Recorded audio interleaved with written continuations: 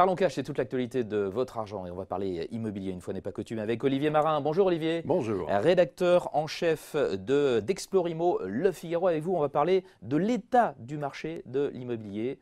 Il a vraiment été dans un excellent état en 2016. Est-ce que ça peut se poursuivre en 2017? Dites-nous. Oui, alors Vincent, 2016, c'est vrai que ça a été une année excellente, euphorique même. Alors 2017 s'annonce, on va dire, une bonne année, mais sans doute moins bonne sans doute que 2016. Alors plusieurs raisons à ça. Bon, on sait que 2016, on a eu des taux d'intérêt historiquement bas, on a eu des prix qui étaient relativement stables, mais maintenant, on va vers une inversion de tendance. En fait, pourquoi? Parce que les prix remontent dans l'ancien, parce que dans le neuf, la hausse des prix s'accélère, parce que les taux de crédit remontent progressivement, et puis parce que les banques aussi vont prêter moins et plus cher. Alors tout ça, en fait, dans un contexte d'incertitude d'élections en fait, qui se profile, le marché de l'immobilier va rentrer sans doute dans quelques turbulences. Tout d'abord, les derniers indicateurs. Alors, unanimité pour souligner que la hausse des prix est bien réelle et qu'elle se poursuit. Selon les projections des uns et des autres, elle va continuer. Le baromètre Meilleurs Agents fait état d'une hausse des prix généralisée dans quasiment toutes les villes de France, quasiment les grandes villes. L'Observatoire LPI, les prix de l'immobilier, indique que la hausse des prix dans l'ancien progresse. Les notaires, dans leurs avant-contrats, ils font état d'une hausse des prix des appartements sur un an de 4,5% et pour les maisons encore plus, de 5,7%. Et parmi les hausses les plus notables, alors c'est symbolique, mais c'est Paris, plus 5%, et Bordeaux, victime de son succès, on dit que c'est la ville où il faut investir, plus 9% en un an. Dans le neuf, la hausse des prix s'accélère, la barre symbolique des 5 000 € du mètre carré a même été franchie en Ile-de-France, c'est plus 5% sur une année. Et côté perspective, en fait, ça va continuer. Le crédit foncier table sur une hausse en 2017, comprise entre 3 et 5% dans les zones tendues. Quant à la FNAIM, alors la FNAIM qui est généralement plutôt optimiste, eh bien, elle anticipe une hausse des prix comprise entre 2 et 5% cette année. Ça, c'est pour l'évolution prévisible des prix. Qu'en est-il maintenant du levier du pouvoir d'achat? Et là, on va parler des taux d'intérêt. Vous Justement, dites qu'ils vont remonter et qu'ils ont déjà commencé à remonter. Ils ont commencé à remonter, et c'est ça, quand on voit parallèlement au prix qui remonte, les taux de crédit remontent.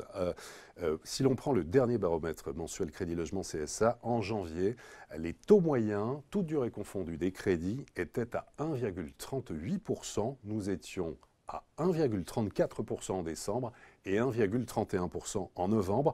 Et la plupart des courtiers, des économistes anticipent des hausses autour d'un demi-point pour cette année 2017. Ça entraîne quand même, qu'est-ce que ça veut dire, hein? Un demi-point, c'est déjà 8% d'emprunteurs en moins. C'est une baisse du pouvoir d'achat immobilier.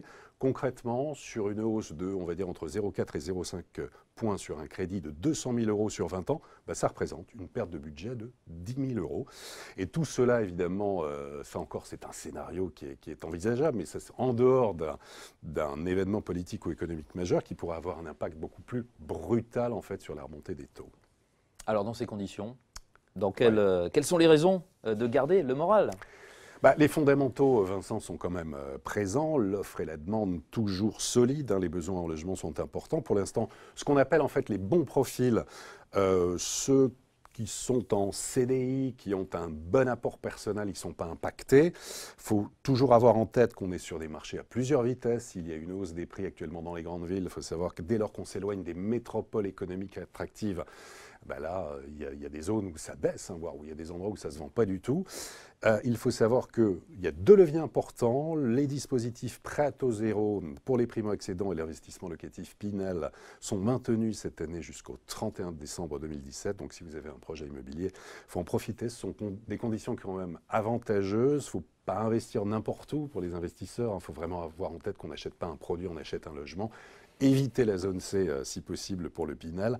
L'immobilier qui reste un bon placement, que ce soit pour un complément de revenu, pour en profiter plus tard pour la retraite. Voilà. En tout cas, n'hésitez pas et profitez des opportunités. Merci beaucoup Olivier Marin. Je rappelle que si vous avez besoin de conseils sur l'immobilier, je rappelle le livre d'Olivier, Le Mémo de l'Immo aux éditions du Mécène. Merci Olivier Marin, donc rédacteur en chef d'Explorimo Le Figaro.